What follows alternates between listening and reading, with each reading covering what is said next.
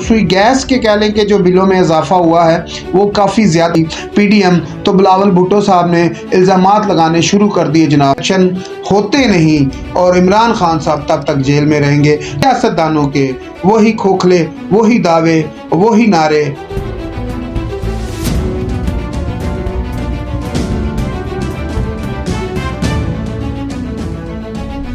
अस्सलाम वालेकुम नाज़रीन, JJTV के प्लेटफॉर्म से मैं हूं सुल्तान और आप देख रहे हैं मेरा डिजिटल चैनल। नाज़रीन, जैसा कि आपको मालूम है कि हमारा जितना भी प्रोग्राम होता है सियासत पे होता है और आज हम सियासत पे ही बात करेंगे। जैसे कि आपको मालूम है मुल्क पाकिस्तान में इलेक्शनों के हवाले से इलेक्शनों की आमद है और उसी के साथ कह लें कि कुछ लोग हैं जो इलेक्शन को जो डेट है 8 फरवरी की उसको डिले करना चाहते हैं, इलेक्शनों को आगे लेकर जाना चाहते हैं। कुछ हम इस पर भी बात करेंगे। और आज जो हमें कह लें कि इस्लामाबाद की सब्ज़ी मंडी और कह लें कि जुम्मा बाज़ार और इस तरह के जो दीगर हमने जो रिपोर्ट्स इकट्ठी की है उसके हवाले से भी थोड़ी हम आपसे कह लें कि रिपोर्ट आपसे शेयर करेंगे। वो रिपोर्ट ये है नाज़रीन, जैसा कि आपको मालूम है कि सब्ज़ियों के हवाले से कह लें कि जो इस वक्त सब्ज़ियों की कह लें कि जो कीमतें हैं वो काफ़ी ज़्यादा बढ़ चुकी हैं। टमाटर जो 120 रुपये किलो वाले थे वो 160 रुपये हो चुके हैं और जो प्याज था 140 वाला वो तकरीबन 200 के करीब पहुंच चुका है। और देखा जाए तो काफ़ी सारी सब्ज़ियां मज़ीद जो दूसरी सब्ज़ियां वो भी काफ़ी महंगी हो चुकी हैं। और अगर हम बात करते हैं कि जिस तरह गर्मियां आती हैं तो गर्मियों में क्या होता है कि जो बिजली के बिल होते हैं उनमें काफ़ी सारा इजाफा हो जाता है। और बिजली के बिलों में इजाफे की अगर हम बात करते हैं तो जैसा कि आपको मालूम है अभी सर्दियां हैं और सर्दियों के हवाले से अगर बात की जाए और 2 महीने से ये बात की जा रही थी कि जो बिजली के बिलों में आने वाले दिनों में इजाफा होगा। और ये कहा जा रहा था कि जिसका बिल आता है तकरीबन कोई कह लें कि 1000 रुपया, तो आने वाले दिनों में उसका बिल 2000 रुपये आएगा। और ये मामलात हो चुके हैं। और जो सुई गैस के कह लें कि जो बिलों में इजाफा हुआ है वो काफ़ी ज़्यादा हुआ है। और जो बिलों में इजाफा हुआ है, बिलों में इजाफा होने के बाद कह लें कि जो सार्फिन है उनकी चीखें निकलवा दी हैं इन बिलों ने। और पहले इतनी महंगाई थी, कुछ कह लें कि सब्ज़ी के हवाले से, कुछ खाने पीने की अशियात के हवाले से महंगाई है और ऊपर से इन बिलों में इजाफा, ये काफ़ी सारा कह लें कि जो गरीब लोग हैं उनके लिए काफ़ी सारी ये परेशानी का बाइस बना है। और आने वाले दिनों में देखते हैं हम कि इस पे कैसे अवाम को रिलीफ दिया जा सकता है। जबकि डॉलर नीचे आ गया, पेट्रोल नीचे आ गया, उसके बावजूद भी कह लें कि इन चीज़ों में कमी ना कर सकी हुकूमत, निगरान हुकूमत। जिस तरह के कह लें कि अनवारुल हक काकड़ साहब ने मुल्क पाकिस्तान की भाग दौड़ संभाली हुई है, बड़ी अच्छी बात संभाली हुई है, इस पर कोई अब वो दो राय नहीं है। निगरान सेटअप है, निगरान सेटअप अगर इतने काम कर रहे हैं तो ये बहुत बड़ी बात है। अगर हम बात करते हैं कह लें कि आर्मी चीफ साहब के हवाले से, जनरल आसिम मुनीर साहब के हवाले से, तो जिस तरह उनने कह लें कि डॉलर माफिया और स्मगलिंग जो माफिया था, दीगर जो ऐसे माफिया बैठे हुए थे उन पे भी जैसे हमारी फ़ौज ने, हमारी ISI ने कह लें कि जो हाथ डाला है, ये भी ये बड़ी खुशाइन बात है कि इन लोगों ऐसे ऐसे माफिया, ऐसे ऐसे डॉन्स, ऐसे ऐसे लोगों पे हाथ डाला है इस दफ़ा हमारी फ़ौज ने जनरल आसिम मुनीर साहब की कह लें कि क़यादत में। और यकीन जाने कि इन लोगों के ऊपर कोई भी कह लें कि जो हुकूमतें थी वो हाथ नहीं डाल सकती थी। उसकी वजह यह है कि जितने भी कह लें कि पावरफुल लोग हैं वो हुकूमतों में वो ना हो तो उनके कुछ नुमाइंदे, उनके कुछ लोग होते हैं तो जिनके ऊपर आप हाथ नहीं डाल सकते। और काफ़ी सारे ऐसे लोग होते हैं कि जब हुकूमतें बनती हैं तो वो क्या करते हैं, सियासी जमातों को वो फंडिंग भी करते हैं। तो फिर ज़ाहिर बात है जो फंडिंग करता है तो फिर ज़ाहिर बात है उसने अपने काम भी निकलवाने होते हैं। मलक रियाज साहब की बात करते हैं तो मलक रियाज साहब ने भी अपने काफ़ी सारे मौजूदा हुकूमतों से, निगरान हुकूमतों से और जो हुकूमतें हैं उनसे काफ़ी सारे उनने भी अपने काम निकलवाए। मकसद ये है यहाँ पर बात करने का, क्या हमारा मुल्क इसी तरह चलता रहेगा? क्या हमारा मुल्क इसी तरह रहेगा? क्या हमारा जो गरीब है वो दिन ब दिन गरीब होता जाएगा? क्या गरीब जो है वो महंगाई की चक्की में हमेशा पिसता रहेगा? क्या इसको बचाने वाला कोई भी नहीं? क्या इस मुल्क को सही सिमत पर लेकर जाने वाला कोई भी नहीं? यकीन जाने जिस तरह इस वक्त इलेक्शनों की मैंने पहले आपको बताया कि आमद है और महंगाई भी इस टाइम कह लें कि अपने अरूज पे है। नाजरीन, यहाँ पर अफसोसनाक बात यह है कि मुल्क पाकिस्तान में पहले 2 जमातें थी बड़ी, एक पीपल्स पार्टी और एक नून लीग, ठीक है। तीसरी जमात आ गई जनाब तरीके तरीके इंसाफ का ये कहना है जी कि हमारा ये जो सफ़र है तकरीबन 23 साल का है। 23 साल में कोई भी ऐसा अवाम को तरीके इंसाफ भी रिलीफ नहीं दिला सकी। उसकी वजह यह है कि तरीके इंसाफ को भी जनाब 2018 में इक़्तिदार का मज़ा चख चुकी है और इमरान खान साहब ने भी वज़ीर आज़म का कह लें कि जो एक मज़ा है वो चख चुके हैं। और यकीन जाने 2018 के बाद भी महंगाई में इजाफा ही हुआ है, उसमें कमी नहीं हुई। अच्छा, इमरान खान साहब के पास भी काफ़ी सारे ऐसे वो कह लें कि बहाने हैं, कोरोना आ गया, फलां हो गया, ढमकां हो गया जी कि मैं नहीं चला सका। मकसद ये है अवाम को रिलीफ इमरान खान साहब भी नहीं दे सके। अगर नवाज शरीफ साहब की बात करते हैं तो 16 महीने में जिस तरह पीडीएम ने इस मुल्क को चलाया है, ठीक है, तो चलो इसमें तो हम नवाज शरीफ साहब की बात नहीं करते, लेकिन जो कायद हैं मुस्लिम लीग नून के वो नवाज शरीफ साहब ही हैं, क्योंकि ज़ाहिर बात है जितनी भी बात आएगी वो नवाज शरीफ साहब के ऊपर ही आएगी। जिस तरह कि आपको मालूम है कि पीडीएम की जो हुकूमत थी ना जी, वो 16 जमातों पे थी। 16 जमातों ने मिल के इस हुकूमत को बनाया था और उसमें बिलावल भुट्टो साहब भी थे। जैसे ही कह लें कि ये हुकूमत ख़त्म होती है 16 महीने की पीडीएम, तो बिलावल भुट्टो साहब ने इल्ज़ामात लगाने शुरू कर दिए जनाब नून लीग पे और अपना उन्हें पता ऐसे झाड़ा कि जैसे वो पीडीएम हुकूमत का हिस्सा ही नहीं थे। नाजरीन, जैसा कि आपको मालूम है, रोटी कपड़ा मकान पीपल्स पार्टी का नारा, ठीक है जी, 100 दिन में मुल्क सही कर देंगे।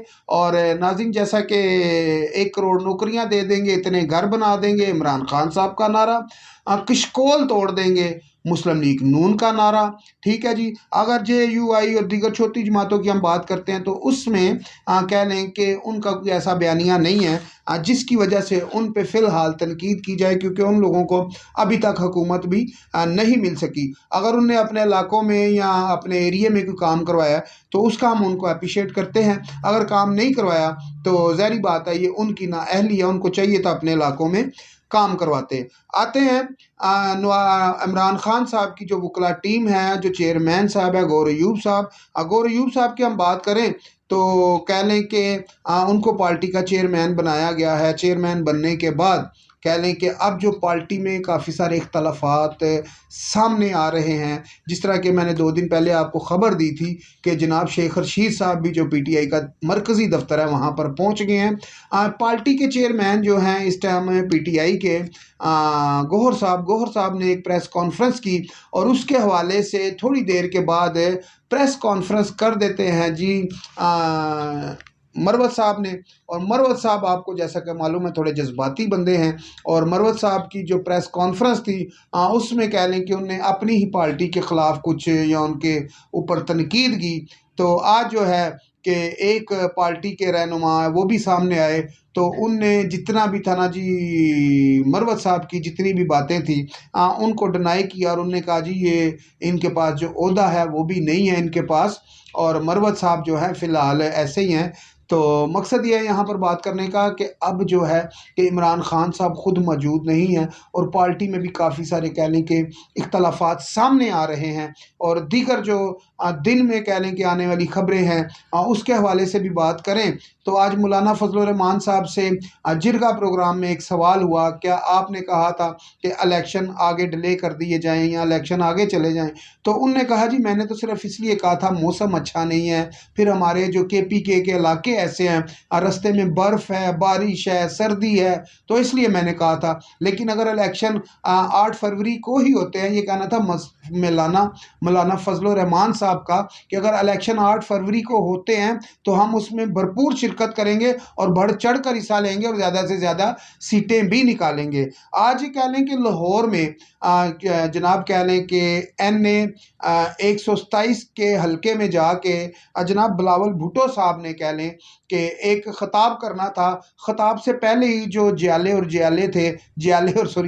थी उनमें कह लें कि आपस में कह लें कि गुत्था मुकुत्ता हो गए और काफ़ी सारी वहाँ पर बदमज़गी देखने को आई, लड़ाई भी हुई, झगड़ा भी हुआ। और ख़ैर जब ये बिलावल भुट्टो साहब वहाँ पर पहुँचे और अपनी कह लें कि तकरीर का शुरू की तकरीर उनने, तो खैर ये मामला सारे वहाँ पर ख़त्म हो गए। अब बात यहाँ पर ये है कि आज मुशाहिदुल्लाह साहब का भी एक बयान सामने आता है। मुशाहिदुल्लाह साहब कहते हैं कि जनाब नवाज शरीफ साहब को क्या ज़रूरत है चौथी दफ़ा वज़ीर आज़म बनने की। चौथी दफ़ा नवाज शरीफ साहब को क्या ज़रूरत है वज़ीर आज़म बनने की, यह कहना था मुशाहिदुल्लाह साहब का। मकसद ये है यहाँ पर बात करने का कि शहदुल्ला साहब ने कहा नवाज शरीफ साहब को चाहिए कि जितनी दफ़ा वो वज़ीर आज़म बने हैं उनको चाहिए अब सारी जमातों की उनको कह लें कि निगरानी करनी चाहिए, मुल्क को देखना चाहिए और सियासत से उनको पीछे हट जाना चाहिए, ये कहना था। और मकसद ये यहाँ पर बात करने का, तो उन्होंने कहा शहदुल्ला साहब ने, क्या नवाज शरीफ साहब ने कोई वर्ल्ड कप तो नहीं जीतना चौथी दफ़ा वज़ीर आज़म बन के।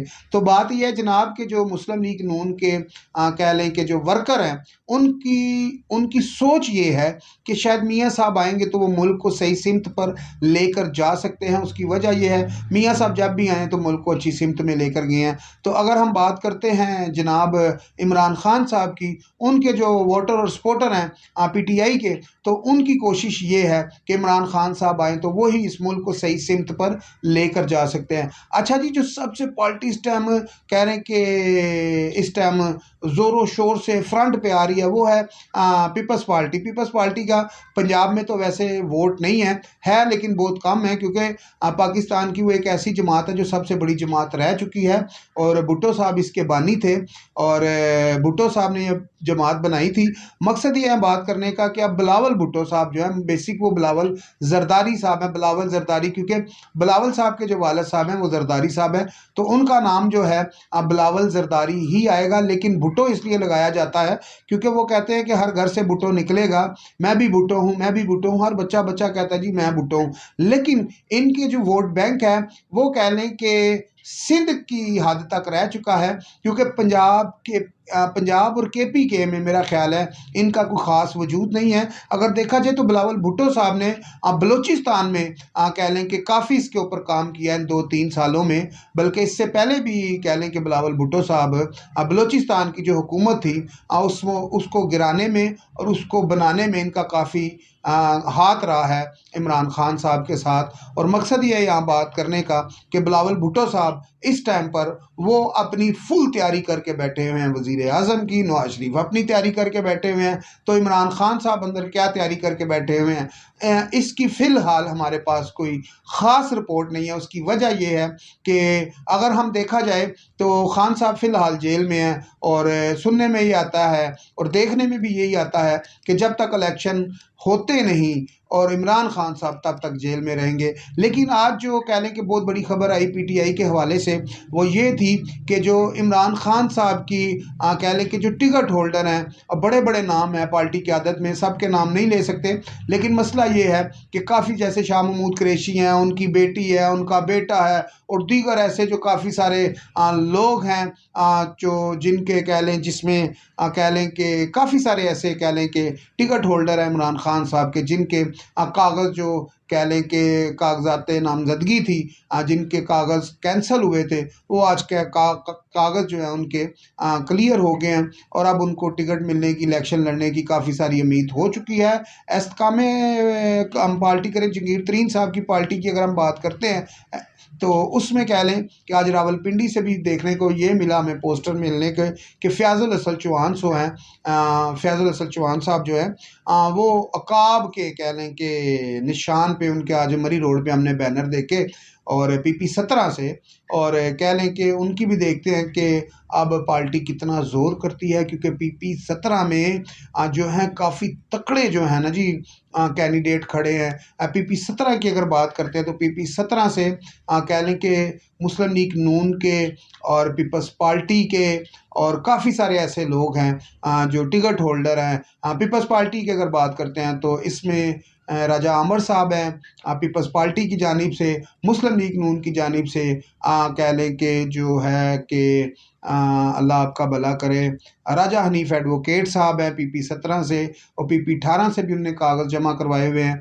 और दीगर ऐसी काफ़ी सारे नाम सामने आते हैं जो पीपी 17 से कह लें कि रावलपिंडी से काफ़ी सारे लोगों ने कागज़ जमा करवाए हैं। ये तो आने वाला वक्त बताएगा कौन मैदान मारता है, कौन मैदान जीतता है, लेकिन सियासतदानों के वही खोखले, वही दावे, वही नारे, वही बड़के आज भी हमारे कानों में गूंज रही हैं। हर साल 5 साल के बाद यही होता है, यही नारे होते हैं, यही लोग होते हैं, यही चेहरे होते हैं, यही वोटर होते हैं, यही सपोर्टर होते हैं, ठीक है। और फिर ये कहते हैं हमारे काम नहीं हुए।